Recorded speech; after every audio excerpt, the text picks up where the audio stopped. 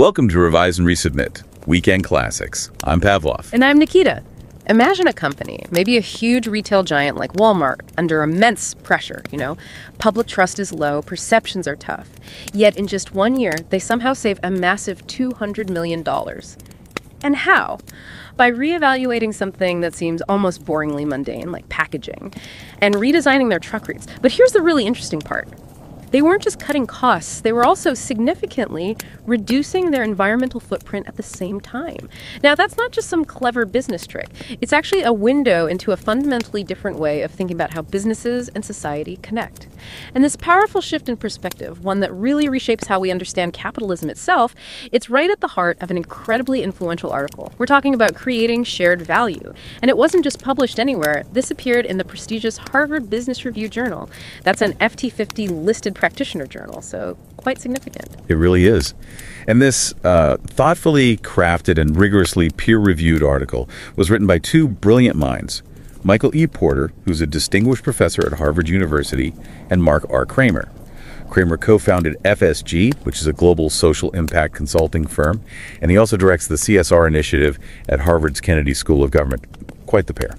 Absolutely. And for anyone listening, especially those of you maybe just starting your own research journey or perhaps exploring the world of business and its wider impact, we really, truly urge you to make time to read this foundational work. It just offers such a fresh lens on the challenges and opportunities out there. You'll find the link in the show notes. Please do check it out. So, okay, what does this all mean for someone like you? Maybe you're new to academic research, looking to make a meaningful impact. Well, at its core, the article challenges a belief that's been around for a long time, that business success and social progress are somehow inherently at odds. For too long, we've often seen business as, well, a major cause of social and environmental problems. And that leads to this sort of vicious circle, right? Diminished trust, policies that can inadvertently sap economic growth. That's a really profound idea, that they're not at odds. So what is this outdated conception of capitalism that Porter and Kramer are talking about? Why do they think it's holding businesses back? Exactly. They argue that this narrow, almost tunnel vision focus purely on short-term financial performance has, historically, stopped businesses from seeing their full potential. It's like companies have been operating in a bit of a bubble, missing crucial customer needs, and ignoring the broader influences that are actually vital for their long-term success. This limited view kind of makes us see societal issues as external things, either problems to avoid or, burdens to manage. And that brings them to a kind of redefinition, doesn't it? They actually talk about reframing the whole purpose of a corporation. Absolutely. The core of their argument is that the purpose of the corporation needs to be redefined around this idea of creating shared value. And this isn't about charity, okay, or doing good as some kind of side project. It's about generating economic value in a way that simultaneously creates value for society by addressing its needs and challenges. It's baked right in, integrated. Okay, I've definitely heard the term corporate social responsibility, CSR, thrown around a lot. How is this shared value idea really different? Is it just rebranding the same old thing? That's a crucial distinction. And it's where the article really makes its mark. We often hear about CSR programs, right? They're usually kind of peripheral, focused on reputation, maybe risk mitigation or philanthropy. Think of CSR as maybe sharing a fixed pie. For instance, the fair trade movement, a really noble effort, by the way, aims to redistribute more revenue to farmers by paying higher prices. Shared value, though, is different. It isn't about redistributing the existing value. It's about expanding the total pool of both economic and social value. So let's take those cocoa farmers in the Côte d'Ivoire again. Fair trade might boost their incomes by, say, 10–20%, which is good, of course. But shared value investments, focusing on improving growing techniques, providing better inputs, developing local infrastructure, those can raise incomes by over 300%. Wow. It's about making a much bigger pie for everyone involved, not just slicing the old one differently. That 300% figure for the cocoa farmers, that's incredibly compelling. But, for a large corporation, doesn't creating shared value involve a pretty significant upfront investment, maybe a longer wait for returns compared to simpler CSR things? What's the strategic thinking there? That's a really critical point, and it's why understanding this is so important if you're embarking on research. Companies often view CSR as a cost center, right? A nice to have. Shared value, though, demands integrating these social challenges right into the core business strategy. The return on investment, it might be longer term sometimes, but it's not just about reputation. It's about securing supply chains, creating totally new markets, or boosting employee productivity, real tangible benefits that strengthen the company's competitive edge. It's a strategic choice to invest in sustainable growth, not just a philanthropic one. Okay, so the shift is really from seeing societal issues as like constraints or costs to viewing them as fundamental opportunities. For innovation, for growth, it's recognizing that a company's competitiveness and the health of the community around it are actually deeply intertwined. That makes a lot of sense. Exactly. And the authors don't just leave it at the concept. They actually propose 3 distinct but mutually reinforcing ways companies can proactively create this shared value. And for those of you exploring new research paths, these pathways offer really concrete areas for investigation and hopefully impact. Okay, let's dig into those. The first one they mention is reconceiving products and markets. This pathway basically asks, is our product actually good for our customers, or even for our customers? It highlights that society's needs, for better health, better housing, improved nutrition, less environmental damage, these often represent the biggest unmet needs in the global economy. And naturally, these unmet needs are huge market opportunities waiting to happen. I mean, think about the explosion in demand for healthier foods. Or companies like Intel and IBM helping utilities save power with digital intelligence. Wells Fargo developed tools for budgeting and debt management, helping their customers financially. That creates value. And GE's Eco-Imagination products. They hit $18 billion in sales, growing twice as fast as other company revenues. Why? Because they directly address environmental challenges. This pathway really challenges us to look beyond the immediate, doesn't it? Now, what's particularly fascinating here is the potential in places we might overlook underserved or developing communities. Take Vodafone's M-Pesa mobile banking service in Kenya. That signed up 10 million customers in just 3 years. It now handles funds equal to something like 11% of the entire country's GDP. Incredible impact. Wow. Or Thomson Reuters, they provide weather and crop pricing info to 2 million Indian farmers for just $5 a quarter. And reports show it helped increase incomes for over 60% of them, sometimes even tripling it. Tripling income for $5 a quarter. Yeah. This isn't just, nice. It's genuinely transformative business. It certainly is, and it raises a really important question for any new researchers listening. Yeah. In your field, what societal need is currently being overlooked, and how could addressing it inspire a truly innovative product or service, one that both transforms lives and creates economic value? Exactly. A powerful question. Okay, moving on. The second pathway that they identify is redefining productivity in the value chain. This one recognizes that societal problems very often create internal costs for firms. Hidden costs sometimes. What's fascinating here is that issues like, say, wasted energy, costly accidents, or maybe the need for remedial training because local education isn't adequate, these aren't just externalities or someone else's problem. They directly hit a company's bottom line. And this ties right back to our Walmart example from the start, doesn't it? It fits perfectly here. They weren't just saving money, they were fundamentally rethinking how they operate to address an issue. Absolutely, spot on. Walmart, by focusing on reducing packaging and rerouting trucks, they cut 100 million miles from delivery routes back in 2009. That saved them $200 million, yes, but it also significantly lowered carbon emissions. It's a perfect illustration of redefining productivity. Another great one is Johnson & Johnson. They saved $250 million on healthcare costs through employee wellness programs, and they calculated a 2.71 return for every dollar they spent on it. It's about seeing these societal issues as opportunities for operational improvement. And think about Nestlé's Nespresso division. That's another classic example they used. To get that reliable supply of high-quality coffee, they didn't just try to commoditize it and drive down prices, which is often the traditional business approach. Right, squeeze the supplier. Instead, they worked intensively with small farmers in Africa and Latin America. They gave advice, guaranteed loans, helped with inputs like better plant stock, fertilizers, building capability, which led to bigger yields, much better quality, higher farmer incomes, and crucially for Nestlé, a more reliable, high-quality supply. It's that classic win-win, creating value for both the company and the communities they depend on. Okay, so we've got innovating products and rethinking internal processes, but as you said, companies rarely operate in a vacuum. Which brings us neatly to the third pathway, enabling local cluster development. Indeed. This pathway acknowledges that a company's success is really deeply affected by the supporting companies, the infrastructure, the institutions right there around it. Porter is famous for his work on clusters, and here they apply it. Think Silicon Valley for IT, or North Carolina's Research Triangle for life sciences. Productivity and innovation just thrive in these strong clusters. Conversely, if there are deficiencies in those local conditions, maybe poor public education, inadequate transportation, unreliable power, Those create significant internal costs for businesses operating there. So Nestle, for instance, didn't just help the individual coffee farmers. They actually worked to build agricultural, technical, financial, and logistical capabilities within each coffee region, often partnering with NGOs like the Rainforest Alliance to do it. They were strengthening the entire local ecosystem. Ah, I see. Systemic change. Exactly. And similarly, Yara, the world's largest mineral fertilizer company, invested $60 million improving ports and roads in Mozambique and Tanzania. Why? To create agricultural growth corridors. This directly benefited 200,000 small farmers, helped create maybe 350,000 new jobs, all while growing Yara's own business and securing future markets for their products. It's strategic investment in the cluster. That sounds incredibly strategic, yeah, not just altruistic window dressing.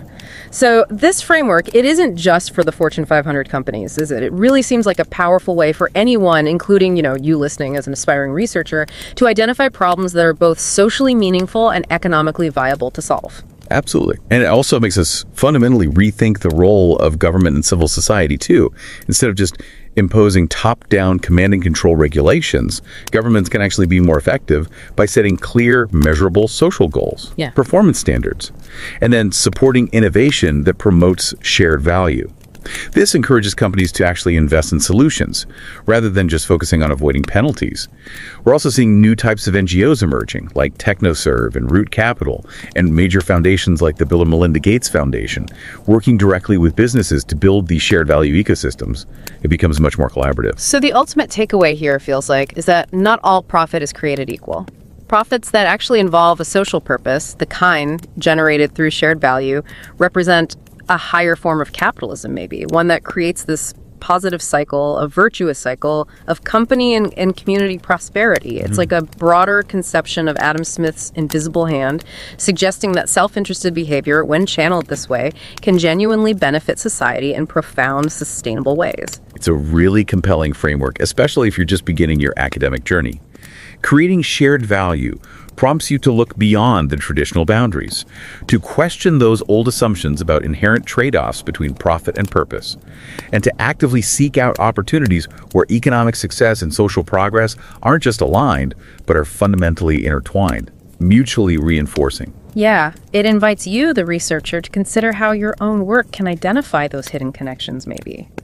Uncover new markets in unexpected places. Or redefine productivity in ways that don't just build successful companies, but genuinely enhance the well-being of entire communities around the globe. I think this concept truly represents the next step, the next evolution in how we understand markets, competition, and business management.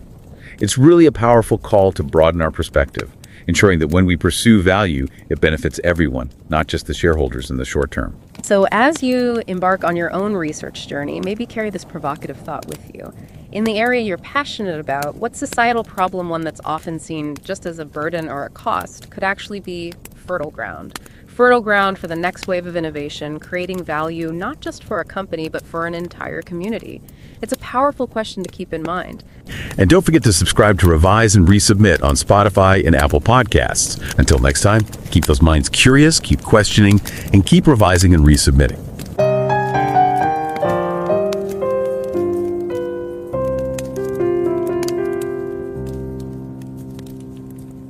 Revise and রিসাবমিটের weekend classics পর্বে আপনাদের স্বাগত। আমি পভলভ। আর আমি নিকিতা। ওয়ালমার্টের কথা ভাবা যাক, ওরা শুধু প্যাকেজিং কমিয়ে আর ডেলিভারি ট্রাকের রুট 100 মিলিয়ন মাইল ছোট করে কার্বন নিঃসরণ তো কমালোই, সাথে কিন্তু $200 মিলিয়ন সাশ্রয়ও করেছে। হ্যাঁ, ঠিক। আবার ধরুন জনসন অ্যান্ড জনসন, ওরা কর্মচারীদের স্বাস্থ্য কর্মসূচিতে বিনিয়োগ করলো আর তাতে নিজেদের স্বাস্থ্যসেবার খরচ কমে গেল $250 মিলিয়ন। ভাবা যায়, প্রতি $1 প্রায় $2.71 ফেরত। এই ঘটনাগুলো কিন্তু দারুণ একটা জিনিস দেখাচ্ছে যে ব্যবসার লাভ আর সমাজের ভালো করা দুটো একসাথে হতে পারে। একদম। আর এই সম্ভাবনাটাই এই ধারণাটাই আজকের আলোচনার একেবারে কেন্দ্রে। আমরা আসলে কথা বলছি একটা খুব গুরুত্বপূর্ণ প্রবন্ধ নিয়ে। ও আচ্ছা। এটা ছাপা হয়েছে বিশ্ববিখ্যাত হার্ভার্ড বিজনেস রিভিউ জার্নালে। এই জার্নালটা আবার ফিনান্সিয়াল টাইমসের যে টপ 50 জার্নালের তালিকা সেখানেও আছে। হ্যাঁ, শুনেছি, খুব নামকরা জার্নাল। তো এই প্রবন্ধের মূল বিষয়টাই হলো শেয়ার্ড ভ্যালু, সহজ করে যদি বলি এমন ভ্যালু বা মূল্য তৈরি করা যা সমাজ আর ব্যবসা দুজনের জন্যই ভালো। ইন্টারেস্টিং। কারা লিখেছেন এটা? নিশ্চয়ই খুব অভিজ্ঞ কেউ হবেন। হ্যাঁ, অবশ্যই। দুজন খুবই পরিচিত নাম। একজন হলেন মাইকেল পোর্টার, হার্ভার্ড ইউনিভার্সিটির অত্যন্ত সম্মানিত অধ্যাপক। ও, পোর্টার। হ্যাঁ, স্ট্র্যাটেজির ওপর ওর কাজ তো খুবই বিখ্যাত। ঠিক।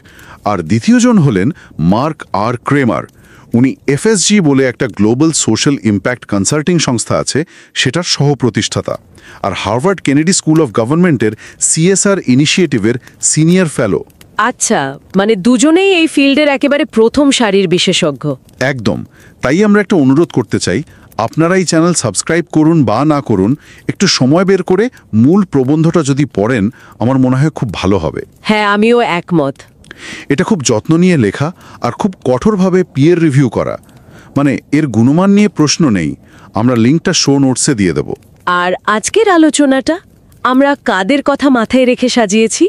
আজকের আলোচনাটা আমরা চেষ্টা করেছি একটু সহজ রাখতে। মানে যারা একাডেমিক গবেষণার জগতে নতুন বা হয়তো সবে নিজেদের রিসার্চ শুরু করতে চলেছেন, তাদের জন্য একটু ঘরোয়াভাবে সহজ করে বলার চেষ্টা করব পুরো ব্যাপারটা। খুব ভালো উদ্যোগ। তাহলে শুরু করা যাক একদম গোড়া থেকে। এই যে শেয়ার্ড ভ্যালিউ বা যৌথভাবে সৃষ্ট মূল্যের কথা বলা হচ্ছে, এটা আসলে কি? মানে এটা কি শুধু ভালো কাজ করা বা দান ধ্যান করা? না, ঠিক তা নয়। শেয়ার্ড ভ্যালু আসলে কিছু ব্যবসায়িক নীতি আর কাজ করার পদ্ধতি। এমন পদ্ধতি যা একদিকে কোম্পানির প্রতিযোগিতায় টিকে থাকার ক্ষমতা বাড়ায়, আচ্ছা, আর অন্যদিকে যে সমাজে বা অঞ্চলে কোম্পানিটা কাজ করছে সেখানকার অর্থনীতি আর সামাজিক অবস্থারও উন্নতি ঘটায়। মানে মূল আইডিয়াটা হলো সমাজের ভালো আর ব্যবসার ভালোর মধ্যে যে একটা যোগসূত্র আছে সেটাকে খুঁজে বের করা আর সেটাকে আরও বড় করা। তার মানে ব্যবসার লাভ খোঁজার মধ্যেই সমাজের সমস্যার সমাধানের পথ খোঁজা, এরকম কিছু। কিন্তু এটা কি ওই যে কর্পোরেট সোশ্যাল রেসপন্সিবিলিটি বা CSR বলে তার থেকে আলাদা? হ্যাঁ, এটা একটা খুব জরুরি প্রশ্ন। এখানেই কিন্তু মূল পার্থক্যটা। শেয়ার্ড ভ্যালুকে প্রচলিত CSR বা ধরুন জনহিতকর কাজ মানে ফিলান্থ্রপি সাথে গুলিয়ে ফেললে চলবে না। কেন? পার্থক্যটা কোথায়? দেখুন, CSR অনেক সময় কেমন হয়, কোম্পানির মূল ব্যবসায়ের একটু বাইরের কাজ হিসেবে দেখা হয়। হয়তো সুনাম বাড়বে বা একটা খরচ, এরকম আর কি। হ্যাঁ, অনেক সময় তাই মনে হয়, একটা আলাদা ডিপার্টমেন্ট থাকে। ঠিক। কিন্তু শেয়ার্ড ভ্যালু হলো ব্যবসার একেবারে ভিতরের ব্যাপার। এটা লাভ তৈরির যে কৌশল তার একটা অংশ। এটা সমাজের যে চাহিদাগুলো আছে বা যে সমস্যাগুলো আছে সেগুলোকে ব্যবহার করে নতুন অর্থনৈতিক সুযোগ তৈরি করার একটা রাস্তা। আচ্ছা, তাহলে এটা এরকম নয় যে আগে লাভ করলাম তারপর তার একটু অংশ বিলিয়ে দিলাম। না না, এটা মোটেই আগে থেকে তৈরি হওয়া লাভ ভাগ করে নেওয়া নয়, বরং এটা অর্থনৈতিক ভ্যালু আর সামাজিক ভ্যালু এই দুটোর মোট পরিমাণটাই বাড়ানোর চেষ্টা করে। একটা উদাহরণ দিলে হয়তো বুঝতে সুবিধা হবে। ধরুন, ফেয়ার ট্রেড কফি কেনা, এটা এক ধরনের CSR হতে পারে। মানে কৃষকদের হয়তো বাজারের চেয়ে একটু বেশি দাম দেয়া হলো। এটা ভালো উদ্যোগ, সন্দেহ নেই। কিন্তু এটা মূলত কি? পুনর্বন্টন। হ্যাঁ, ঠিক। এবার শেয়ার্ড ভ্যালুর দিক থেকে দেখলে একটা কফি কোম্পানি কি করতে পারে? তারা হয়তো চাষিদের আরও ভালো চাষের পদ্ধতি শেখানোর জন্য টাকা ঢাললো, ভালো মানের বীজ সার পেতে সাহায্য করলো, হয়তো লোনের ব্যবস্থাও করে দিল। তাতে কি হবে? তাতে কৃষকদের দক্ষতা বাড়বে, ফলন বাড়বে, কফির কোয়ালিটিও ভালো হবে, ফলে তাদের আয়ও বাড়বে। আবার কোম্পানিও কি পেল? উন্নত মানের কফি, আর সেটা পাওয়ার একটা নির্ভরযোগ্য ব্যবস্থা। মানে দেখুন, দুজনেরই লাভ হলো, মোট ভ্যালুটা কিন্তু বাড়লো। এটা শুধু ভাগাভাগি নয়, এটা ভ্যালু তৈরি করা। বাহ, দারুণ উদাহরণ তো। খুব পরিষ্কার হলো ব্যাপারটা। কিন্তু আমার প্রশ্ন হলো, এই নতুন ধারণার দরকার পড়ল কেন? এতদিন ধরে ব্যবসা যেভাবে চলছিল তাতে সমস্যাটা কোথায় ছিল? সমস্যাটা তৈরি হচ্ছিল, বুঝলেন, পুঁজিবাদের একটা বেশ সংকীর্ণ ধারণা থেকে। অনেক ক্ষেত্রে লোকে ব্যবসাকে দেখছিল সমাজের সমস্যা তৈরির কারণ হিসাবে। হ্যাঁ, এরকম একটা ধারণা তো আছেই যে কোম্পানিগুলো শুধু নিজেদের লাভের কথাই ভাবে। ঠিক, যেন তারা পরিবেশ বা মানুষের কথা ভাবে না। এর ফলে কি হচ্ছিল? ব্যবসার ওপর সাধারণ মানুষের আস্থা কম ছিল, আবার রাজনৈতিক নেতারাও এমন সব নিয়মকানুন তৈরি করছিলেন যা হয়তো ব্যবসার স্বাভাবিক বৃদ্ধিকেই বাধা দিচ্ছিল। আর কোম্পানিগুলোর দিক থেকে? কোম্পানিগুলোর দিক থেকেও একটা সমস্যা ছিল। অনেকেই শুধু কম সময়ের আর্থিক লাভটা দেখছিল, আর লম্বা সময়ের সাফল্যের জন্য জরুরি বিষয়গুলো, যেমন ধরুন কাস্টমারদের ভালো থাকা, প্রাকৃতিক সম্পদের ঠিকঠাক ব্যবহার, সাপ্লায়ার্সের ক্ষমতা বাড়ানো বা এলাকার অর্থনীতির উন্নতি, এগুলোকে অনেক সময় উপেক্ষা করা হচ্ছিল। এই যে ব্যবসার সাথে সমাজের ভালোর একটা কানেকশনের কথা আসছে, এই শেয়ার্ড ভ্যালুর ধারণার গোড়াটা কোথায়? এটা কি একদম নতুন কিছু? দেখুন, এর মূল ভিত্তিটা কিন্তু বেশ পুরনো আর খুব মৌলিক। ব্যাপারটা হলো ব্যবসা আর সমাজ একে অপরের উপর পুরোপুরি নির্ভরশীল। কিভাবে? একটা ব্যবসার বেড়ে ওঠার জন্য কি দরকার? একটা সুস্থ সফল সমাজ দরকার, যেখানে মানুষের চাহিদা থাকবে, কেনার ক্ষমতা থাকবে। আবার ধরুন রাস্তাঘাট, স্কুল, কলেজ, এইসব পাবলিক সুযোগ সুবিধাগুলোও দরকার। ঠিক। আবার উল্টো দিকে দেখুন, একটা সমাজের উন্নতি বা টিকে থাকার জন্য ভালো ব্যবসা দরকার। কারণ ব্যবসা কি করে? চাকরি তৈরি করে, মানুষের আয় বাড়ায়, সম্পদ তৈরি করে। কিন্তু এই যে একে অপরের ওপর নির্ভরতার ব্যাপারটা, এটা কি মাঝখানে একটু হারিয়ে গিয়েছিল? হ্যাঁ, ঠিক তাই। আপনি যদি পুরনো দিনের দিকে তাকান, অনেক বড় বড় সফল কোম্পানি একসময় তাদের কর্মী, তাদের এলাকা, তাদের সহযোগী ব্যবসা, এদের প্রতি অনেক বেশি দায়িত্ব নিত। হ্যাঁ, সেরকম শোনা যায়। কিন্তু ধীরে ধীরে কি হলো? স্পেশালাইজেশন বাড়লো, আউটসোর্সিং শুরু হলো, উৎপাদন বিদেশে চলে গেল, আবার বিনিয়োগের ক্ষেত্রেও খুব শর্ট টার্ম লাভের দিকে ঝোঁক বাড়ল। এই সব মিলিয়ে ওই সংযোগগুলো বেশ দুর্বল হয়ে পড়ল, আর তার ফলে এমন অনেক সুযোগ হাতছাড়া হয়ে গেল যেখানে ব্যবসা আর সমাজ দুজনেরই লাভ হতে পারত। আর বাজারের দিক থেকে যদি দেখি, মানে চাহিদার দিক থেকে, সেখানে শেয়ার্ড ভ্যালুর ধারণাটা কিভাবে কাজ করে? শেয়ার্ড ভ্যালুর ধারণা বলছে বাজারকে শুধু টাকা পয়সার লেনদেন বা প্রচলিত অর্থনৈতিক চাহিদা দিয়ে দেখলে চলবে না। মানুষের আরও অনেক চাহিদা আছে, যেমন ভালো স্বাস্থ্যসেবা, পরিবেশ বাঁচানো, ভালো পুষ্টি, আর্থিক নিরাপত্তা। এগুলোও কিন্তু বাজারেরই অংশ, আর ব্যবসার জন্য বিরাট সুযোগও বটে। আচ্ছা। আর একটা খুব জরুরি বিষয় হলো, অনেক সামাজিক সমস্যা বা দুর্বলতা, যেগুলোকে আগে ব্যবসার বাইরের জিনিস বা এক্সটার্নালিটি বলে মনে করা হতো, সেগুলো আসলে ব্যবসার ভেতরেই খরচা তৈরি করে, লুকানো খরচা। বাহ, এটা তো খুব ইন্টারেস্টিং পয়েন্ট। এতদিন যেগুলোকে আমরা ভাবতাম সমাজের খরচ, যেমন ধরুন দূষণ বা সম্পদের অপচয়, এই ধারণা বলছে ওগুলো আসলে ব্যবসারই ভেতরের খরচ। এগুলো ঠিক করতে পারলে ব্যবসারই লাভ। একদম ঠিক ধরেছেন।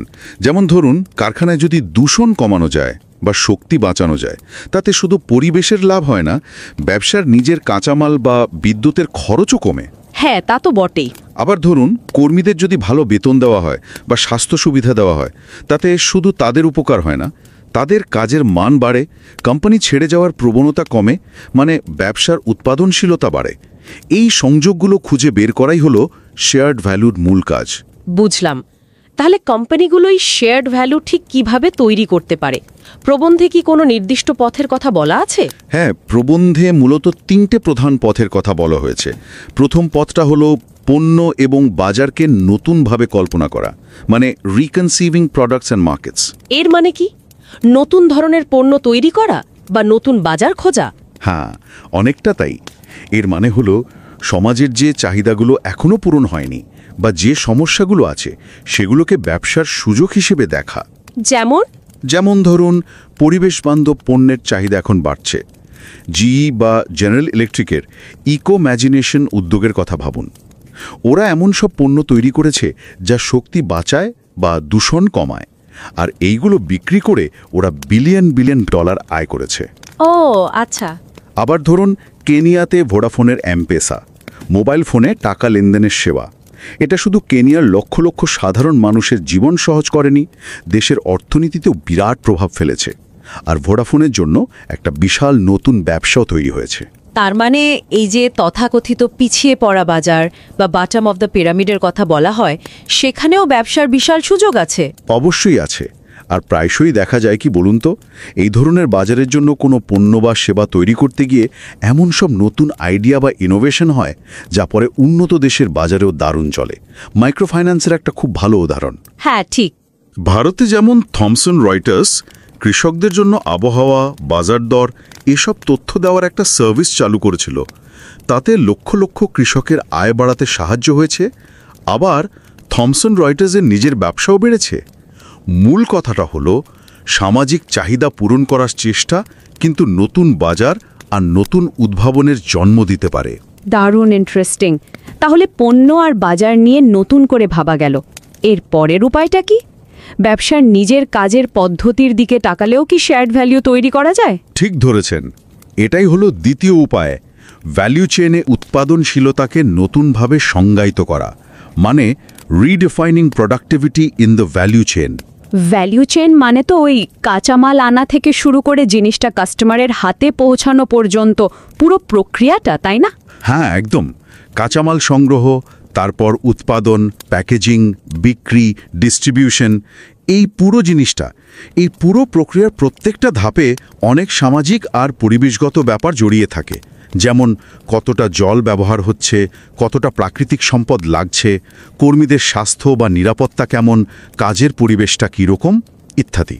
আচ্ছা, শেয়ার্ড ভ্যালুর ধারণা বলছে এই বিষয়গুলোতে উন্নতি ঘটিয়ে একই সাথে সমাজের ভালো করা যায়, আবার ব্যবসার প্রোডাক্টিভিটিও বাড়ানো যায়। কারণ আগে যেমন বলছিলাম, অনেক সামাজিক বা পরিবেশগত সমস্যা আসলে ব্যবসার জন্য এক ধরনের লুকানো খরচ তৈরি করে। কয়েকটা উদাহরণ দিলে মনে হয় ভালো হয়। কিভাবে এই ভ্যালু চেইনে প্রোডাক্টিভিটি বাড়ানো সম্ভব? অনেকভাবেই করা যায়। যেমন ধরুন শক্তি ব্যবহার এবং লজিস্টিক্স। ওয়ালমার্টের ওই যে ট্রাকের রুট ছোট করার উদাহরণটা, ওটা তো আমরা শুরুতেই শুনেছি। হ্যাঁ। তাতে ওদের জ্বালানি বেঁচেছে, কার্বন নিঃসরণ কমেছে এবং যাতায়াতের খরচও কমেছে। কিংবা ধরুন British retailer marks and Spencer, তারা তাদের পুরো সাপ্লাই চেইনটাকে নতুন করে সাজিয়েছে, শিপিংয়ের দূরত্ব কমিয়েছে। এতে তাদের যেমন অনেক খরচ বেঁচেছে, তেমনি পরিবেশেরও উপকার হয়েছে। সম্পদের ব্যবহারের ক্ষেত্রেও নিশ্চয়ই একই কথা প্রযোজ্য, জল, কাঁচামাল এগুলো। একদম। সম্পদ ব্যবহার, জল, কাঁচামাল, প্যাকেজিং, এগুলোর আরও ভালো ব্যবহার করা, রিসাইকেল করা, অপচয় কমানো, এগুলো তো সরাসরি ব্যবসার খরচ কমায়। যেমন ধরুন ডাও কেমিক্যাল তাদের একটা প্লান্টের নতুন প্রযুক্তি ব্যবহার করে বছরে প্রায় 1 বিলিয়ন গ্যালন জল বাঁচিয়েছে। 1 বিলিয়ন গ্যালন? হ্যাঁ, ভাবুন, প্রায় 40,000 মার্কিন পরিবারের সারা বছরের জলের চাহিদা মেটে ওই জলে। আর এতে ডাওয়ের বছরে প্রায় $4 মিলিয়ন সাশ্রয় হয়েছে। আবার ভারতের জৈন ইরিগেশন, তারা জল সাশ্রয়ী সেচ ব্যবস্থা মানে ড্রিপ ইরিগেশন তৈরি করে কৃষকদের ফলন বাড়াতে সাহায্য করেছে, আবার নিজেরাও একটা দারুণ সফল ব্যবসা তৈরি করেছে। আচ্ছা, এবার যদি সাপ্লায়ারদের কথায় আসি, মানে যাদের থেকে কোম্পানি কাঁচামাল কেনে, সেখানে শেয়ার্ড ভ্যালু কিভাবে কাজ করে? কারণ সাধারণত তো শোনা যায় কোম্পানিরা চাপ দিয়ে কম দামে জিনিস কিনতে চায়। ঠিক এখানেই একটা বড় পার্থক্য শেয়ার ভ্যালুর। প্রকিউরমেন্ট বা সংগ্রহের ক্ষেত্রে এই ধারণাটা শুধু সস্তায় কেনার উপর জোর দেয় না, বরং সাপ্লায়ারদের, বিশেষ করে যারা ছোট বা একটু পিছিয়ে পড়া, তাদের ক্ষমতা বাড়াতে সাহায্য করে। কিভাবে? যেমন নেসলের নেসপ্রেসো ডিভিশনের কথা ধরুন। তারা কফি চাষিদের ভালো চাষের পদ্ধতি শেখাতে, ভালো মানের বীজ বা সার পেতে, এমনকি ব্যাংক থেকে লোন পেতেও সাহায্য করেছে। তাতে নেসলের কি লাভ? লাভ হলো তারা ভালো কোয়ালিটির কফিটা নির্ভরযোগ্যভাবে পাচ্ছে, যেটা তাদের ব্যবসার জন্য খুব দরকারি। আর এতে চাষিদের আয়ের আর জীবনযাত্রার মানও বাড়ছে। মানে স্থানীয় সাপ্লায়ারদের ক্ষমতা বাড়লে কি হয়, ট্রান্সপোর্ট খরচ কমে, কোয়ালিটি ভালো হয়, আর এলাকার অর্থনীতিও শক্তিশালী হয়, যেটা আখেরে কোম্পানির জন্যই ভালো। কর্মীদের উৎপাদনশীলতার ব্যাপারটা, সেখানে কি সুযোগ আছে? কর্মচারী উৎপাদনশীলতার ক্ষেত্রেও একই যুক্তি। শুধু কম মাইনে দিয়ে খরচ কমানোর বদলে কর্মীদের জীবন ধারণের জন্য যথেষ্ট মজুরি দেওয়া, নিরাপদ কাজের পরিবেশ তৈরি করা, স্বাস্থ্য সুবিধা দেওয়া, ট্রেনিং দেওয়া, এগুলো করলে কি হয়, কর্মীদের মোরাল বাড়ে, স্কিল বাড়ে, তারা কোম্পানির প্রতি আরও দায়বদ্ধ হন। জনসন অ্যান্ড জনসনের উদাহরণটা যেমন। হ্যাঁ, জনসন অ্যান্ড জনসনের উদাহরণটা ওর মনে করুন। ওরা কর্মীদের স্বাস্থ্যের উন্নতিতে বিনিয়োগ করে লম্বা সময়ে নিজেদের হেলথ কেয়ার খরচ কমিয়েছে, আবার কর্মীদের প্রোডাক্টিভিটিও বাড়িয়েছে। মানে কর্মীদের সুস্থ রাখাটা শুধু মানবিক দিক থেকেই জরুরি নয়, ব্যবসার দিক থেকেও লাভজনক হতে পারে। আর ব্যবসার লোকেশন, মানে কোথায় ফ্যাক্টরি বা অফিস হবে, সেই সিদ্ধান্তের ক্ষেত্রেও কি এই ভাবনাটা খাটে? হ্যাঁ, অবস্থান বা লোকেশন নির্বাচনের ক্ষেত্রেও নতুন করে ভাবার জায়গা আছে। আগে হয়তো শুধু সস্তা শ্রম পাওয়া যাবে বলে অনেক দূরে ফ্যাক্টরি করা হতো, কিন্তু এখন দেখুন জ্বালানির দাম, যাতায়াতের খরচ, সাপ্লাই চেইনের জটিলতা, কার্বন নিঃসরণের চিন্তা, এই সব মিলিয়ে লোকাল বা কাছাকাছি অঞ্চলে উৎপাদন করার সুবিধাগুলো আবার সামনে আসছে। যেমন ধরুন আফ্রিকায় কাজু বাদামের ব্যবসা করে ওলাম ইন্টারন্যাশনাল। তারা স্থানীয়ভাবে কাজু প্রসেসিং প্ল্যান্ট বসিয়ে ট্রান্সপোর্ট খরচ প্রায় 25% কমিয়েছে, আর এর ফলে প্রচুর স্থানীয় মানুষের কাজ হয়েছে, সাপ্লাই চেইনটাও অনেক বেশি নির্ভরযোগ্য হয়েছে। খুব পরিষ্কার হলো দ্বিতীয় উপায়টা। এবার তৃতীয় উপায়টা কি, যার মাধ্যমে শেয়ার্ড ভ্যালু তৈরি করা যায়? তৃতীয় উপায়টা হলো কোম্পানির কার্যক্রম যেখানে চলে সেই জায়গায় সহায়ক শিল্প ক্লাস্টার তৈরি করা বা তাকে আরও শক্তিশালী করা, মানে enabling local cluster development. Cluster, এই শব্দটা একটু বুঝিয়ে বললে ভালো হয়। ক্লাস্টার হলো কোনো একটা নির্দিষ্ট ভৌগোলিক এলাকায় একই বা কাছাকাছি ধরনের শিল্পের অনেকগুলো কোম্পানির একসাথে থাকা। শুধু কোম্পানি নয়, এর সাথে জুড়ে থাকে সাপ্লায়ার্সরা, বিভিন্ন সার্ভিস প্রোভাইডাররা, যেমন ধরুন ল ফার্ম বা ফিন্যান্স কোম্পানি, লজিস্টিক সংস্থা। আচ্ছা। এমনকি স্থানীয় বিশ্ববিদ্যালয় বা ট্রেনিং ইনস্টিটিউট, ট্রেড অ্যাসোসিয়েশন, এরা সবাই মিলে একটা ক্লাস্টার তৈরি করে। সিলিকন ভ্যালির আইটি ক্লাস্টারের খুব পরিচিত উদাহরণ, বা ধরুন কেনিয়াতে ফুল চাষের ক্লাস্টার। এই ক্লাস্টারগুলোর নতুন আইডিয়া তৈরি করতে, উৎপাদনশীলতা বাড়াতে আর সব মিলিয়ে প্রতিযোগিতায় এগিয়ে থাকতে খুব সাহায্য করে। তাহলে একটা কোম্পানি কিভাবে এই ক্লাস্টার তৈরিতে সাহায্য করতে পারে, আর তাতে তাদের নিজেদের কি লাভ? লাভটা হলো একটা শক্তিশালী ক্লাস্টার থাকলে কোম্পানির ব্যবসা চালানো অনেক সহজ হয়। ভালো সাপ্লায়ার পাওয়া যায়, দক্ষ কর্মী পাওয়া যায়, ভালো রাস্তাঘাট বা অন্যান্য পরিকাঠামো থাকে। কিন্তু যদি কোনো এলাকায় এই ক্লাস্টারের জিনিসগুলো দুর্বল থাকে, ধরুন ভালো রাস্তা নেই, ট্রেনিং পাওয়ার লোক নেই, বাজারটা স্বচ্ছ নয়, তাহলে সেখানে ব্যবসা চালানো কোম্পানিগুলোর খরচ বেড়ে যায়, প্রোডাক্টিভিটি কমে যায়। ঠিক। তাই কোম্পানিগুলো যদি এই ঘাটতিগুলো পূরণে সাহায্য করে, যেমন ধরুন স্থানীয় সাপ্লায়ারদের ট্রেনিং দেয়, শিক্ষার মান বাড়ানোর জন্য কাজ করে, বা ধরুন পরিকাঠামো উন্নয়নে সাহায্য করে, তাহলে পুরো ক্লাস্টারটাই শক্তিশালী হয়, আর সেটা শেষ পর্যন্ত ওই কোম্পানির নিজের প্রোডাক্টিভিটি বাড়াতেও সাহায্য করে। এটার কি কোনো ভালো উদাহরণ আছে? নেসলের ওই নেসপ্রেসো কফির উদাহরণটাই আবার দেখুন। ওরা কিন্তু শুধু চাষিদের সাথেই কাজ করেনি, বরং কফি উৎপাদনকারী এলাকাগুলোতে কৃষি গবেষণা, technical support, financial service, logistics, মানে পুরো ক্লাস্টারের ক্ষমতা বাড়াতে বিনিয়োগ করেছে। ও আচ্ছা। আরেকটা উদাহরণ হতে পারে ইয়ারা বলে একটা নরওয়ের সার কোম্পানি।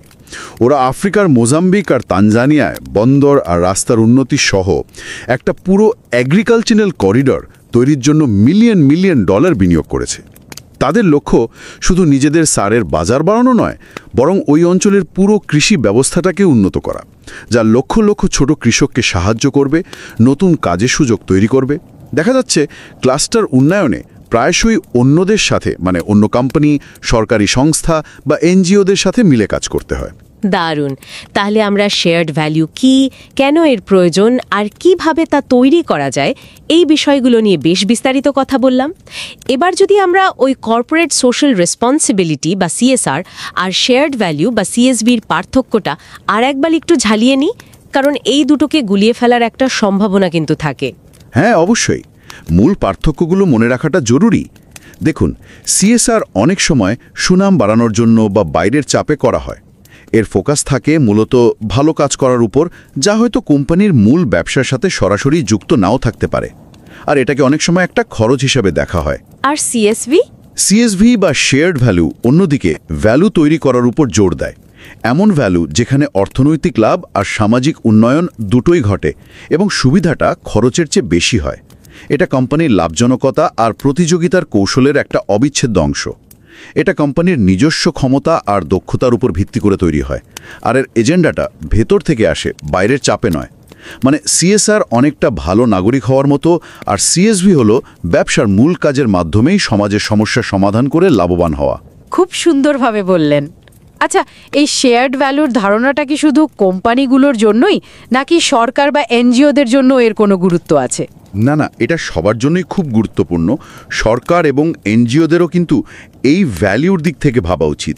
মানে তারা যে সামাজিক উদ্যোগ নিচ্ছে বা পলিসি তৈরি করছে, তাতে খরচের তুলনায় কতটা সামাজিক আর অর্থনৈতিক সুবিধা তৈরি হচ্ছে। সরকার কিভাবে সাহায্য করতে পারে? সরকার এমন নিয়মকানুন তৈরি করতে পারে যা শেয়ার্ড ভ্যালু তৈরিকে উৎসাহ দেয়। যেমন ধরুন, নির্দিষ্ট সামাজিক লক্ষ্য ঠিক করে দিল, কিন্তু সেই লক্ষ্যে পৌঁছানোর পথটা কোম্পানিগুলোর ইনোভেশনের উপর ছেড়ে দিল। আবার উল্টোটাও হতে পারে, ভুল নিয়মকানুন, যেমন ধরুন নির্দিষ্ট কোনো পদ্ধতি সবার জন্য বাধ্যতামূলক করে দিলে সেটা কিন্তু নতুন কিছু করার উৎসাহ কমিয়ে দেয়, শেয়ার্ড ভ্যালু তৈরির সম্ভাবনাও কমিয়ে দেয়। আর সামাজিক উদ্যোক্তা বা সোশ্যাল এন্টারপ্রেনার্স যারা আছেন, সামাজিক উদ্যোক্তারা তো এই ক্ষেত্রে দারুণ গুরুত্বপূর্ণ ভূমিকা পালন করেন। তারা প্রায়শই বড় বড় কর্পোরেশনগুলোর চেয়েও আগে শেয়ার্ড ভ্যালু তৈরির সুযোগগুলো দেখতে পান, আর এমন সব বিজনেস মডেল তৈরি করেন যা লাভজনকভাবে সামাজিক সমস্যার সমাধান করে। হ্যাঁ, এরকম অনেক উদাহরণ তো এখন দেখা যাচ্ছে। ঠিক, এর ফলে লাভজনক আর অলাভজনক প্রতিষ্ঠানের মধ্যেকার যে সীমারেখাটা, সেটা এখন ক্রমশ বেশ অস্পষ্ট হয়ে আসছে। ওয়াটার হেলথ ইন্টারন্যাশনালের কথা ভাবুন, যারা গ্রামে গ্রামে কম খরচে বিশুদ্ধ পানীয় জলের প্ল্যান্ট বসায়, বা টেকনোসার্ভ, যারা উন্নয়নশীল দেশে ছোট উদ্যোক্তাদের ব্যবসা দাঁড় করাতে সাহায্য করে। এরা দেখাচ্ছে যে ব্যবসায়িক পদ্ধতি ব্যবহার করেও কত বড় মাপের সামাজিক উন্নয়ন করা সম্ভব। তার মানে এই ধারণাটা ব্যবসার যে প্রচলিত শিক্ষা বা ম্যানেজমেন্টের যে পদ্ধতি, সেটাকেও প্রভাবিত করবে? অবশ্যই করবে। শেয়ার্ড ভ্যালুর ধারণা কিন্তু ম্যানেজমেন্টের অনেক পুরনো চিন্তাভাবনাকে চ্যালেঞ্জ জানাচ্ছে। বিজনেস স্কুলগুলোর কারিকুলামেও প্রতিফলন ঘটা দরকার। কি ধরনের পরিবর্তন দরকার বলে মনে হয়? শুধু ফিনান্সিয়াল লাভ ক্ষতির হিসেব নয়, সব ধরনের রিসোর্সেস, যেমন ধরুন প্রাকৃতিক সম্পদ বা মানব সম্পদ, সেগুলোর যত্ন নেওয়া, সেগুলো সঠিক ব্যবহার করা, এগুলো শেখানো দরকার। পিছিয়ে পড়া বাজার বা জনগোষ্ঠীর চাহিদা পূরণের মধ্যে যে ব্যবসার সুযোগ আছে, সেটা বোঝানো দরকার। ক্লাস্টারের গুরুত্ব, ব্যবসার ওপর সামাজিক বা পরিবেশগত কারণগুলোর প্রভাব, এই বিষয়গুলোকে আরও বেশি গুরুত্ব দিয়ে পড়ানো উচিত। এমনকি ফিন্যান্স বা ক্যাপিটাল মার্কেটের ভূমিকা নিয়েও নতুন করে ভাবা দরকার। কিভাবে তারা শুধু টাকা লেনদেন নয়, বরং সত্যিকারের সামাজিক আর অর্থনৈতিক ভ্যালু তৈরিতে সাহায্য করতে পারে। আলোচনাটা সত্যি খুব গভীর এবং আজকের দিনের জন্য অত্যন্ত প্রাসঙ্গিক। আমরা প্রায় শেষের দিকে চলে এসেছি। এই পুরো আলোচনা থেকে মূল কোন ভাবনাটা শ্রোতাদের মনে থেকে যেতে পারে বলে আপনার মনে হয়? আমার মনে হয় সবচেয়ে বড় ভাবনাটা হলো শেয়ার্ড ভ্যালিউর ধারণাটা আসলে পুঁজিবাদেরই একটা উন্নততর আরও বিবর্তিত রূপের সম্ভাবনা দেখাচ্ছে। এটাকে অনেকটা অ্যাডাম স্মিথের সেই অদৃশ্য হাতের ধারণারই একটা সম্প্রসারণ বলা যেতে পারে। কিভাবে? মানে বাজারের শক্তি শুধু ব্যক্তিগত লাভের দিকেই ঠেলে দেয় না, সেটা সমাজের বৃহত্তর মঙ্গলের দিকেও চালিত করতে পারে, যদি আমরা ওই সংযোগগুলো খুঁজে বের করতে পারি। যখন কোম্পানিগুলো বুঝতে পারে যে সমাজের সমস্যার সমাধান করাটা তাদের নিজেদের ব্যবসার জন্য লাভজনক, তখন সামাজিক উন্নয়নটা আর নিছক দান বা দায়িত্ববোধ থেকে আসে না, সেটা ব্যবসার মূল কৌশলের অংশ হয়ে যায়। আর এটা কোম্পানিগুলোকে সমাজের চোখে আরও বেশি বৈধতা, আরও বেশি গ্রহণযোগ্যতা পেতেও সাহায্য করতে পারে। আর আমাদের শ্রোতাদের জন্য শেষ প্রশ্ন বা ভাবনার খোরাক হিসেবে কি বলতে চাইবেন? শ্রোতারা হয়তো এটা ভাবতে পারেন, তাদের নিজেদের কাজের জায়গায়, তাদের প্রতিষ্ঠানে বা যে বিষয় নিয়ে তাদের আগ্রহ, সেখানে এমন কোনো সুযোগ কি লুকিয়ে আছে যেখানে অর্থনৈতিক লাভ আর সামাজিক উন্নয়ন, এই দুটো জিনিস একসাথে ঘটানো সম্ভব? এমন কোনো সামাজিক চাহিদা বা সমস্যা কি আছে যা তাদের ব্যবসার মাধ্যমে পূরণ করা যেতে পারে, আর যা একই সাথে তাদের ব্যবসাকেও নতুন পথে এগিয়ে নিয়ে যেতে পারে বা আরও শক্তিশালী করতে পারে? আমার মনে হয় এই প্রশ্নগুলো নিয়ে চিন্তা করাটাই শেয়ার্ড ভ্যালুর পথে যাত্রার প্রথম এবং সবচেয়ে গুরুত্বপূর্ণ ধাপ।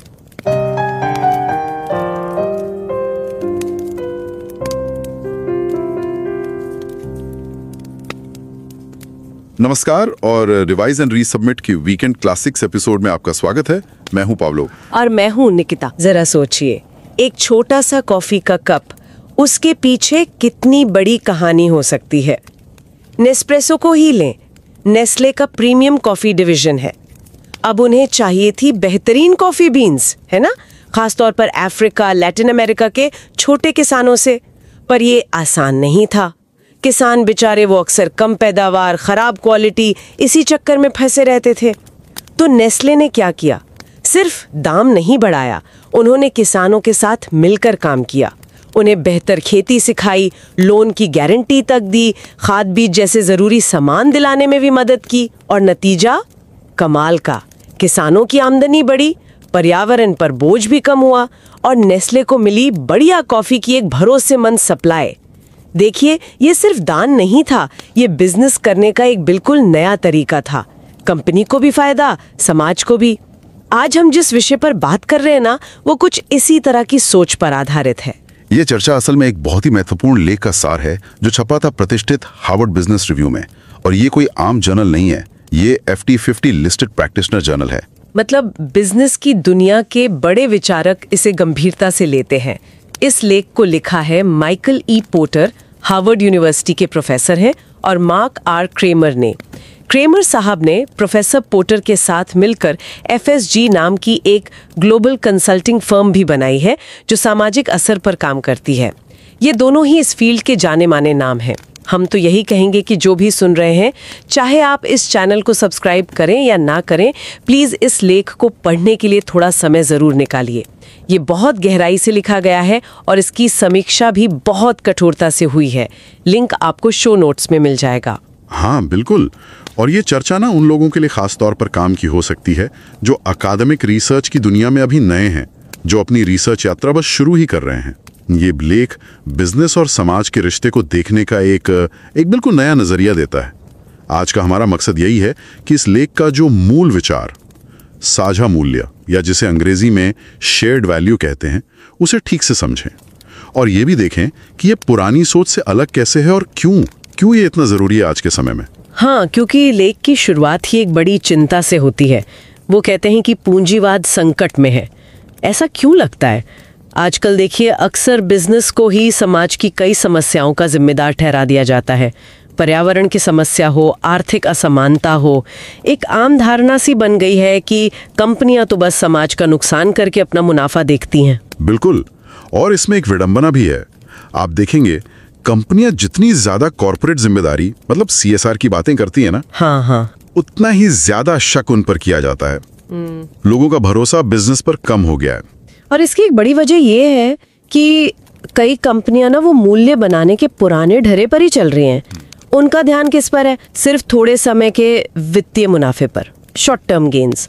ग्राहकों की असल जरूरतें क्या हैं, समाज पर उनके काम का क्या असर पड़ रहा है, इन सब बातों को वो नजरअंदाज कर देती हैं। मतलब वही पुरानी सोच की बिजनेस की कामयाबी और समाज की भलाई, ये दो अलग अलग पटरी पर चलने वाली चीजें हैं कि भाई अगर समाज का भला करना है तो कंपनी को अपना नुकसान तो झेलना ही पड़ेगा। ये वाला ट्रेड ऑफ। हाँ बिल्कुल, यही पारंपरिक ट्रेड ऑफ वाली सोच। और मजे की बात यह है कि अर्थशास्त्रियों ने भी इसी को हवा दी है। उन्होंने सिखाया कि समाज के लिए अच्छे नियम, जैसे मान लीजिए सुरक्षा के नियम हैं या पर्यावरण बचाने के नियम या विकलांगों को नौकरी देने की बात, ये सब बिजनेस पर बोझ हैं, लागत बढ़ाते हैं, मुनाफा कम करते हैं। और फिर वो बाह्यता या एक्सटर्नैलिटीज का कॉन्सेप्ट है, जैसे प्रदूषण। कंपनी कहती है ये मेरी लागत नहीं है, तो समाज को क्या करना पड़ता है? टैक्स लगाओ, जुर्माना लगाओ, है ना। कंपनियां सामाजिक मुद्दों को अपने मुख्य काम से हमेशा अलग मानती आई हैं। समझ गई। तो फिर इसका हल क्या है? लेख एक नए सिद्धांत की बात करता है, साझा मूल्य।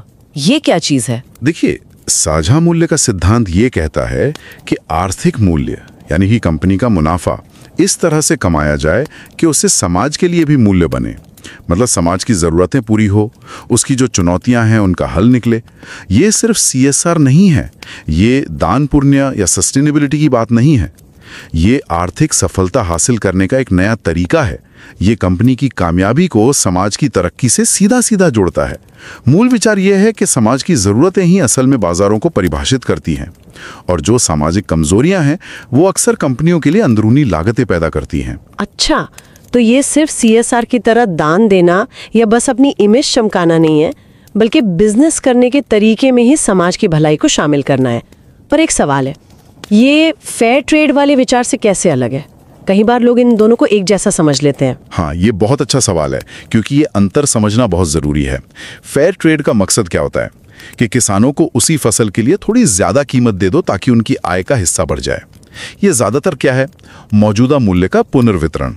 मतलब जो केक है उसी का टुकड़ा थोड़ा बड़ा करके दे दिया।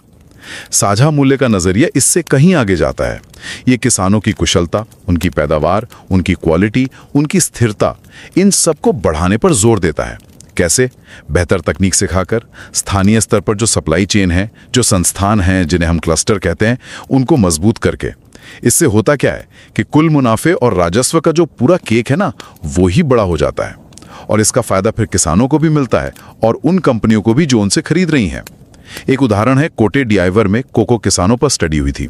पता चला कि फेयर ट्रेड से आय शायद 10 या 20% बढ़ जाए, लेकिन साझा मूल्य वाले तरीके से निवेश करने पर आय 300% से भी ज्यादा बढ़ सकती है। 300%? अरे वाह, ये तो बहुत ही बड़ा फर्क है। ठीक है, तो ये बात तो समझ में आई। अब सवाल ये है कि कंपनियां ये साझा मूल्य आखिर बनाए कैसे? लेख में शायद 3 मुख्य तरीके बताए गए हैं ना? हाँ बिल्कुल, 3 खास तरीके हैं। और मजे की बात यह है कि ये तीनों आपस में जुड़े हुए भी हैं। पहला, उत्पादों और बाजारों पर बिल्कुल नए सिरे से सोचना, रीथिंक करना। दूसरा, अपनी वैल्यू चेन में उत्पादकता को फिर से परिभाषित करना, रीडिफाइन करना। और तीसरा, स्थानीय क्लस्टर विकास को बढ़ावा देना, उसे सक्षम बनाना। ओके, तो पहले तरीके पर बात करते हैं, उत्पादों और बाजारों पर पुनर्विचार। इसका क्या मतलब हुआ, थोड़ा और समझाएंगे? हाँ, इसका मतलब है कि समाज की जो बहुत बड़ी जरूरतें हैं जिन्हें बिजनेस अक्सर अनदेखा कर देता है, जैसे स्वास्थ्य की जरूरतें हैं, सस्ता और अच्छा घर चाहिए लोगों को, अच्छा पोषण चाहिए, बुजुर्गों की देखभाल का मसला है, आर्थिक सुरक्षा है, पर्यावरण की चिंता है, इन सब जरूरतों को बिजनेस के नए अवसर के तौर पर देखना। क्योंकि असल में देखा जाए तो यही जरूरतें सबसे बड़ी मांग है दुनिया में। कंपनियों को खुद से पूछना चाहिए, क्या हमारा प्रोडक्ट वाकई हमारे ग्राहकों के लिए अच्छा है या सिर्फ फायदेमंद? अक्सर कंपनियां क्या करती हैं, स्वाद पर, मात्रा पर ध्यान देती हैं। पोषण जैसी बुनियादी जरूरतें पीछे रह जाती हैं। बात तो सही है। कोई उदाहरण है जिससे ये बात और साफ हो जाए? हाँ, कई अच्छे उदाहरण हैं। जैसे वोडाफोन ने केन्या में एम-पैसा मोबाइल बैंकिंग सेवा शुरू की। सोचिए, लाखों गरीब लोगों को पहली बार सुरक्षित तरीके से पैसे बचाने और भेजने की सुविधा मिली, घर बैठे। और ये इतनी सफल हुई कि अब ये केन्या की जीडीपी का लगभग 11% संभालती है। 11%! गजब, एक टेलीकॉम कंपनी और बैंकिंग में इतना बड़ा बदलाव है ना? या भारत में ही देखिए, थॉमसन रॉयटर्स ने किसानों के लिए एक सेवा शुरू की। वो मौसम की जानकारी और फसल की कीमतों की जानकारी बहुत ही कम कीमत पर किसानों को देते हैं। इससे लाखों किसानों की आय बढ़ी है, कई मामलों में तो दोगुनी या तिगुनी हो गई है। हाँ। तो ये कंपनियां क्या कर रही हैं? ये सामाजिक जरूरतें पूरी कर रही हैं और उससे न सिर्फ पैसा कमा रही हैं, बल्कि समाज में एक बहुत बड़ा सकारात्मक बदलाव भी ला रही हैं। ये नए बाजार बना रही हैं। ये एम-पैसा वाला उदाहरण तो वाकई कमाल का है। सच में कभी सोचा नहीं था ऐसा। हाँ। तो ये हुआ पहला तरीका। अब दूसरा तरीका है वैल्यू चेन में उत्पादकता को पुनर्परिभाषित करना। वैल्यू चेन मतलब? कंपनी के काम करने का पूरा तरीका, प्रोडक्ट बनाने से लेकर बेचने और सर्विस देने तक सब कुछ। बिल्कुल, supply chain, production, logistics, marketing, human resource, सब कुछ इसमें आता है। यहाँ साझा मूल्य तब बनता है जब कंपनियां ये बात समझ जाती हैं कि जो सामाजिक और पर्यावरणीय समस्या है ना, वो असल में उनकी अपनी लागतें बढ़ाती हैं। जैसे सोचिए, पानी या ऊर्जा की बर्बादी हो रही है, या प्रदूषण फैल रहा है, या कर्मचारियों का स्वास्थ्य ठीक नहीं है, या सुरक्षा की कमी है, या उन्हें सही ट्रेनिंग नहीं मिली है। ये सब बिजनेस के लिए अंदरूनी लागतें हैं, भले ही सरकार ने कोई नियम ना बनाया हो या कोई जुर्माना ना लगाया हो। तो जब कंपनियां इन समस्याओं का हल निकालती हैं तो असल में अपनी उत्पादकता बढ़ा सकती हैं और पैसा बचा सकती हैं। अच्छा, मतलब सामाजिक समस्याओं को हल करना असल में बिजनेस के लिए भी फायदेमंद हो सकता है। ये तो बिल्कुल नई बात है। इसके कुछ उदाहरण, हाँ, कई अलग अलग क्षेत्रों में उदाहरण मिलते हैं। जैसे संसाधन उपयोग को लें, कोका कोला ने पानी की खपत कम करने के बड़े लक्ष्य रखे, इससे उनकी लागत कम हुई। या वॉलमार्ट को देखिए, उन्होंने अपनी पैकेजिंग कम की, ट्रकों के रूट बेहतर बनाए, नतीजा न सिर्फ ईंधन बचा बल्कि करोड़ों डॉलर की बचत भी हुई। अब ये पर्यावरण के लिए भी अच्छा है और कंपनी के मुनाफे के लिए भी, है ना, साझा मूल्य। हाँ बिल्कुल। या फिर खरीद, प्रोक्योरमेंट को देखिए। पुरानी सोच क्या थी कि सप्लायर पर दबाव डालो, कीमत कम करवाओ। लेकिन नेस्प्रेसो ने क्या किया, जिसका जिक्र हमने शुरू में किया था, उन्होंने किसानों की क्षमता बढ़ाने में निवेश किया, उन्हें ट्रेनिंग दी, मदद की। इससे क्या हुआ, उन्हें बेहतर क्वालिटी की कॉफी मिली और सप्लाई भी भरोसेमंद हो गई। तो ये दिखाता है कि अपने सप्लायर्स को कमजोर करने के बजाय उन्हें मजबूत बनाना लंबी अवधि में कंपनी के लिए ज्यादा फायदेमंद है। ये भी एक अलग नजरिया है। बिल्कुल। और एक और उदाहरण कर्मचारी उत्पादकता का है। जॉनसन एंड जॉनसन ने क्या किया, उन्होंने अपने कर्मचारियों के लिए वेलनेस प्रोग्राम्स चलाए, जैसे धूम्रपान छुड़वाने में मदद करना, स्वास्थ्य जांच वगैरह। इससे उनकी स्वास्थ्य देखभाल पर होने वाला खर्च काफी कम हो गया और कर्मचारी भी ज्यादा स्वस्थ रहे, ज्यादा प्रोडक्टिव हुए। तो यहां भी देखिए, कंपनी का फायदा और कर्मचारियों की भलाई दोनों साथ साथ चल रहे हैं। यह कुछ तरीके हैं जिनसे वैल्यू चेन में सुधार करके साझा मूल्य बनाया जा सकता है। बहुत अच्छे उदाहरण है ये। तो पहला तरीका था बाजारों और उत्पादों को नए नजरिए से देखना, दूसरा वैल्यू चेन में सुधार लाना, और तीसरा तरीका है स्थानीय क्लस्टर विकास को सक्षम करना।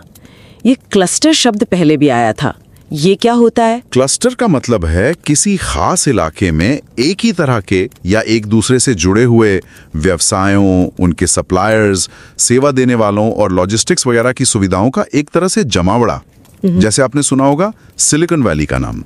वहां टेक कंपनियां हैं, उनसे जुड़े वेंचर कैपिटलिस्ट्स हैं, लॉ फर्म्स हैं, यूनिवर्सिटीज हैं। ये एक क्लस्टर है। या जैसे भारत में सूरत में हीरा उद्योग है या तिरुपुर में गारमेंट उद्योग, ये सब क्लस्टर के उदाहरण हैं। किसी भी कंपनी की सफलता सिर्फ उस अकेली कंपनी पर निर्भर नहीं करती। उसके आसपास का जो माहौल है, जो सहायक कंपनियां हैं, जो बुनियादी ढांचा है, उस पर भी बहुत निर्भर करती है। इसमें अच्छे सप्लायर आते हैं, कुशल कर्मचारी मिलते हैं या नहीं, ट्रांसपोर्ट नेटवर्क कैसा है, यहां तक कि शिक्षण संस्थान कैसे हैं, नियम कितने पारदर्शी हैं, ये सब क्लस्टर का हिस्सा है। अच्छा, तो कंपनियां इन क्लस्टर्स को बेहतर बनाकर साझा मूल्य कैसे बनाती हैं? क्या वो खुद सड़कें या स्कूल बनाने लगती हैं? सीधे तौर पर शायद नहीं बनाती, लेकिन वो उन कमियों को दूर करने में मदद करती हैं जो उनकी अपनी उत्पादकता में बाधा डाल रही हैं। जैसे मान लीजिए किसी इलाके में अच्छे स्थानीय सप्लायर नहीं मिल रहे हैं, तो कंपनी उन्हें विकसित करने में मदद कर सकती हैं। उन्हें ट्रेनिंग दे सकती हैं, टेक्नोलॉजी दे सकती हैं। अगर ट्रांसपोर्ट की दिक्कत है तो हो सकता है वो उसे सुधारने में कुछ निवेश कर दे या स्थानीय स्तर पर ट्रेनिंग प्रोग्राम चलाए ताकि उन्हें कुशल कर्मचारी मिल सकें। बात यह है कि जब क्लस्टर में कमियां होती हैं, मान लीजिए शिक्षा व्यवस्था खराब है या बिजली पानी की कमी है या भ्रष्टाचार है, तो ये सब कंपनियों की लागत बढ़ाती हैं। इन कमियों को दूर करने से साझा मूल्य बनता है, कंपनी की भी लागत कम होती है, उत्पादकता बढ़ती है और क्लस्टर भी मजबूत होता है। इसका एक बढ़िया उदाहरण है यारा कंपनी। ये दुनिया की सबसे बड़ी उर्वरक कंपनी है। वो अफ्रीका में बंदरगाहों और सड़कों को बेहतर बनाने में लाखों डॉलर का निवेश कर रही है। क्यों? ताकि किसानों तक उर्वरक आसानी से पहुंच सके और किसान अपनी फसलें बाजार तक ला सकें। अब इससे यारा का बिजनेस तो बढ़ेगा ही, लेकिन सोचिए उस पूरे कृषि क्लस्टर को कितना फायदा होगा। हजारों नौकरियां पैदा होंगी। हाँ, ये तो पूरे इकोसिस्टम को फायदा पहुंचाएगा। बिल्कुल। और नेस्प्रेसो ने भी असल में यही किया। उन्होंने सिर्फ किसानों को ट्रेनिंग नहीं दी, उन्होंने हर कॉफी उगाने वाले क्षेत्र में खेती, तकनीक, फाइनेंस और लॉजिस्टिक्स की पूरी व्यवस्था को मजबूत किया, एक पूरा क्लस्टर बनाया। इससे उनकी जो खरीद प्रक्रिया थी वो कहीं ज्यादा असरदार हो गई। ये सब सुनने में बहुत तार्किक और फायदेमंद लगता है, पर फिर भी कई लोगों के मन में ये सवाल आ सकता है कि ये सब कहीं ना कहीं कॉर्पोरेट सामाजिक जिम्मेदारी यानी CSR जैसा ही तो है। इनमें असल फर्क क्या है? ये कैसे अलग है? हाँ, ये समझना बहुत बहुत जरूरी है, क्योंकि ये दोनों बिल्कुल अलग चीजें हैं। CSR कार्यक्रम जो होते हैं वो ज्यादातर कंपनी की प्रतिष्ठा, उसकी इमेज बनाने पर केंद्रित होते हैं, है ना? हाँ, अक्सर यही देखा जाता है। और अक्सर ये बाहरी दबाव की वजह से किए जाते हैं या बस अच्छा दिखने की इच्छा से। उनका कंपनी के मुख्य बिजनेस से सीधा जुड़ाव हो ये जरूरी नहीं, कई बार तो बिल्कुल नहीं होता। साझा मूल्य यानी शेयर्ड वैल्यू या CSV इसके ठीक उलट है। ये कंपनी की लाभ कमाने की क्षमता और उसकी प्रतिस्पर्धी स्थिति का एक अभिन्न अंग है। It's integral to the strategy. ये कंपनी की जो अपनी विशेषज्ञता है, जो उसके संसाधन है, उनका इस्तेमाल करके सामाजिक मूल्य बनाता है, जिससे आर्थिक मूल्य भी पैदा होता है। CSR का बजट अक्सर कंपनी के बाकी बजट से अलग होता है ना? एक छोटा सा हिस्सा। जबकि साझा मूल्य बनाने के लिए हो सकता है पूरी कंपनी का बजट, पूरी रणनीति ही बदलनी पड़े, उसे फिर से संरेखित करना पड़े। ये सिर्फ अच्छा करने या डूइंग गुड से बहुत आगे की बात है। ये लागत के मुकाबले आर्थिक और सामाजिक दोनों तरह के फायदे बनाने पर केंद्रित है। ये रणनीतिक है। और NGOs के लिए भी कुछ मायने रखती होगी, उनके काम करने के तरीके पर भी इसका असर पड़ना चाहिए। बिल्कुल, इसके बहुत गहरे निहितार्थ हैं।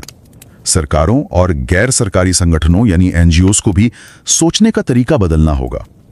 उन्हें भी सिर्फ ये नहीं देखना होगा कि कितना पैसा खर्च किया या कितनी कोशिशें की। उन्हें असल में हासिल हुए नतीजों पर ध्यान देना होगा और मूल्य के संदर्भ में सोचना होगा, मतलब कितना फायदा हुआ, कितनी लागत पर।